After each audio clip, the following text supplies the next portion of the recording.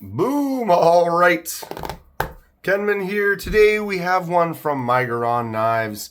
We were looking on the live stream and somehow we found this and it was very interesting. I decided to order one because I was excited about it. Here it is. Let's check it out. All right.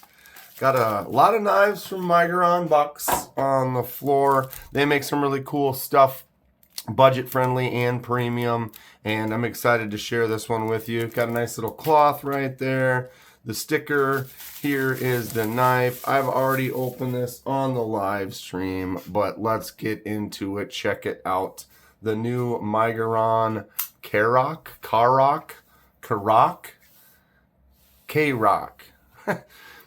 Comment below which one of those is correct. Spell it phonetically. I don't know. Here we are. The Miguron Karok. This is a budget-friendly version. Lots of different styles to it that you can order. Or this one in particular had kind of a build your own. I'll put a little link. There's several of the designs right there for you to check out.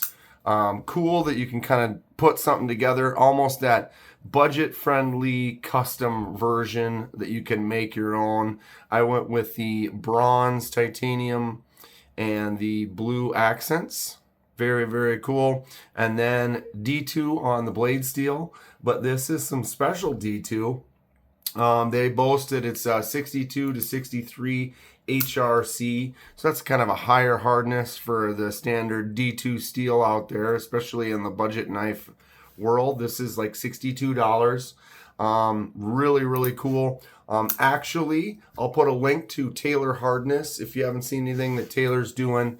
A lot of hardness tests, checking on a lot of the knives in our world, and sharing with us the information he got. He did get a couple of these. They both tested between 62.5 and 63 HRC, which is very cool. So it is holding holding true to what Miguron is saying. So very cool here. Customizable options, a high hardness D2 steel and titanium for $63. But wait, there's more. We have a button actuated inset liner lock. See, I push that button there. It hits that liner. So you can go in there and use it as a, as a liner lock. Or with the right hand, get in there and push it. It drops the blade shut nice and easily. Or you can use the button. So you have that option for that button lock, swing open and close action. You have the option to use the liner. You have a 62, 63 HRC D2. Look at how wide that blade is. What a chunk. Actually makes the handle look smaller. A few people are looking at it like, oh, the handle looks really thin. But the reality is the handle is actually comparable with most of the other knives. We kind of held it up to several. It's the illusion because this blade has got some serious thickness right here that kind of makes the handle look a little bit thinner. So the ratio of blade thickness to handle thickness is outweighed with the blade, but it's a oh, what is wrong with my voice today? We're doing it. I don't mind it. I think the design and the style to this is cool. A little extra weight on the blade helps it swing open and close with that button. You can see it actuates quite easily. I would say, if anything, the detent could be a little bit stronger. We do have kind of the detent ball liner lock. You can see the ball on there. You can feel it hit right there and then come in and pop closed. Detent could be a little more strong, I would say. Kind of falls more in that button lock category where it does have a little bit softer feel on the detent, but it isn't like a plunge button because we do have this liner with that ball catching right there, snapping it in. I just feel like that could be a little stronger. I wonder if we could take this apart, push that lock bar over a little bit more, put a little bit more pressure on that, and it might make it a little bit better. Not saying it's bad. And again, for the price, the action on this is great. Blade is solid, no play, no movement. centered right in the middle. Got a snappy open, fun little ways to actuate this thing here. Plus with that liner lock, just gives you those options. Will drop shut when you squeeze it, so I dig it. This is fantastic. Miguron's really doing a good job with their knives. As I said, budget friendly and more premium versions. This kind of has some premium features, but with a budget friendly price. Under $70, titanium, and then an HRC high quality D2 on there that cuts. It really is nice. So we got some jimps on there, nice rounded little edges, and they've got enough tight, small, fine jimps. Got a good grip on them when you're getting in there. Nice choke up spot.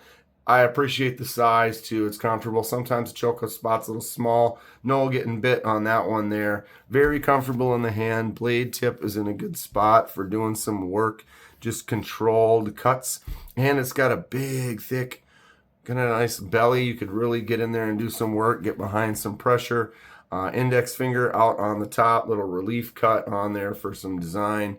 And it kind of pushes down, kind of a forward cant on the blade so that it gets really in there for a nice draw cut.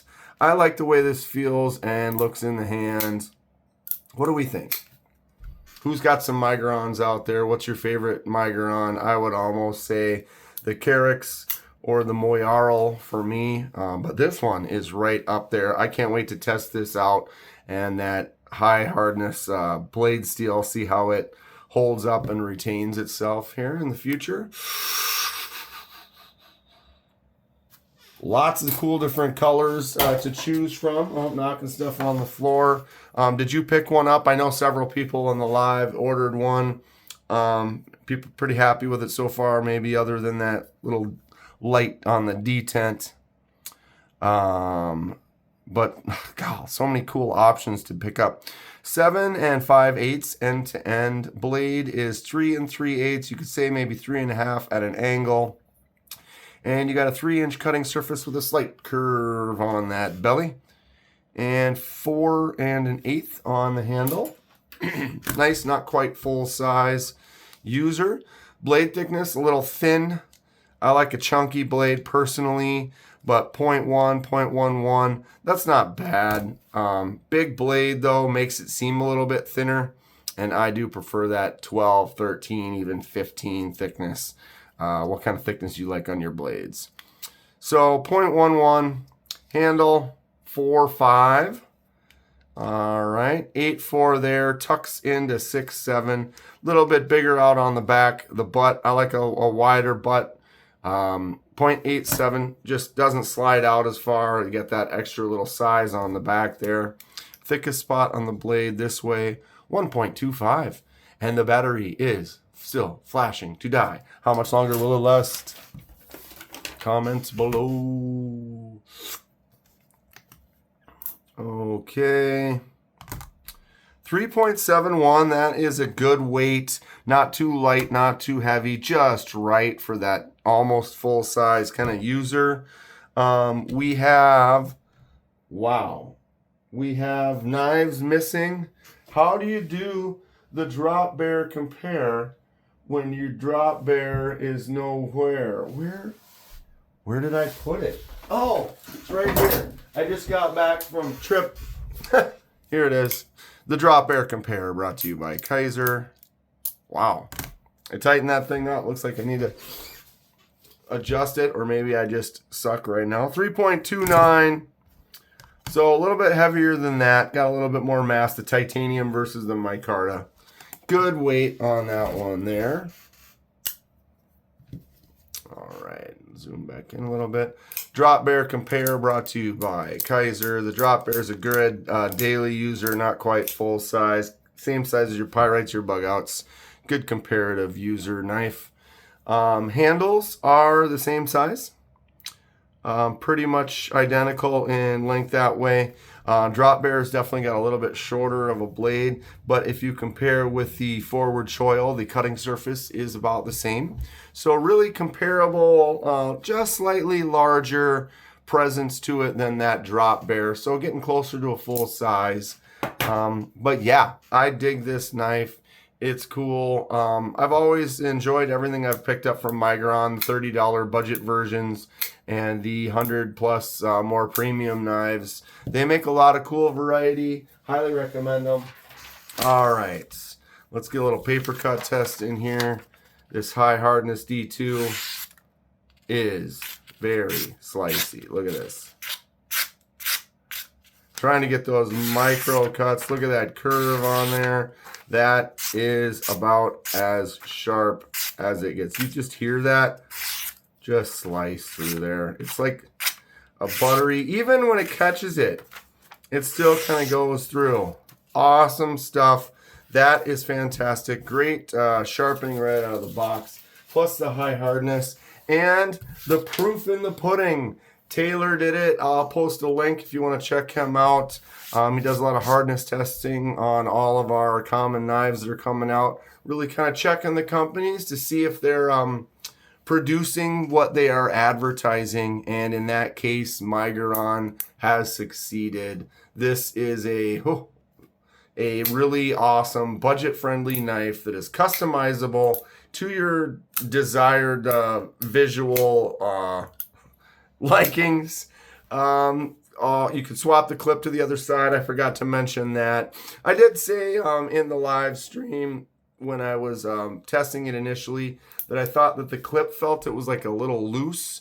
But to be honest, after kind of checking it for a few days, comparing it with a few other knives, lately I've been carrying a lot of knives that have the titanium milled clip. And the milled clips are a lot stiffer. They tend to not give you that sway or that bend because of the design versus the clips like this where it's kind of a folded over piece does have a little bit more play, does have a little bit more spring to it. So I was thinking, I thought this spring seemed a little loose and it had a little bit of wobble to it. But honestly, after now having it a few days and comparing it to a lot of other clips, it is pretty decent. So your standard like Kizer clip, your Kansept clips that are not the milled titanium, this is very similar. Seems like it's a little big on there. I'll continue to test it, see what I think. Maybe we'll find other clips that might fit in there, but it does have the notch, so that might limit how well that would be a swap. It's very fun. I plan to test it some more. If you got one of these, comment below which one you picked up, what you think about it, how is the detent on yours, and what's your favorite Miguron. Stay sharp. We'll see you soon.